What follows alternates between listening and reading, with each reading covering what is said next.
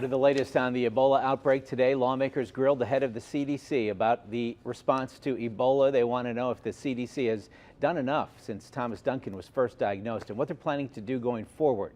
The first nurse infected has been moved to a hospital in Maryland, while the second nurse is now at a hospital in Atlanta. 7 people in Ohio who had contact with the second nurse, Amber Vinson, are now under voluntary quarantine, and 3 schools in Ohio and 3 in Texas closed today because of students or staff with connections to that nurse.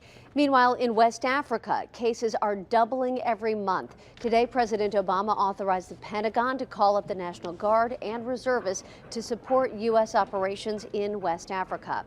Now, people still have a lot of questions about Ebola. We're trying to answer them for you based in fact, not fear. Health editor Dr. Maria Simbra took more of your questions to the experts. Welcome to our social media TV news chat, where we've taken your questions about Ebola. Today we have UPMC Presby Emergency Department Director Dr. Donald Yealy and lung surgeon Dr. Robert Keenan, who is leading the Ebola efforts at the Allegheny Health Network.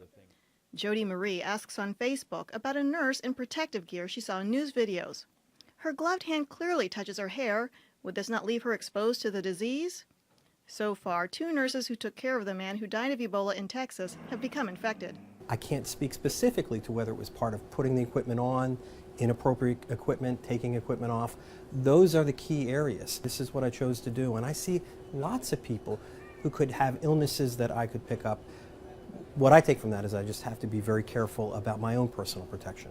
Darla Bernot tweets, "How are we going to stop the spread of this pandemic?" It is really a disease of West Africa right now. Yes, there are isolated cases in Europe and now here in the States, but that's it. To call it a pandemic, I think, is overstating the case.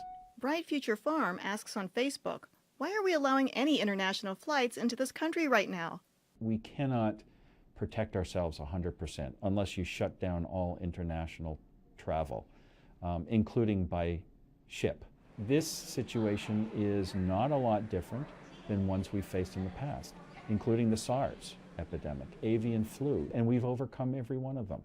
Keep those Ebola questions coming on our KDKA Facebook page and on Twitter at CBS Pittsburgh.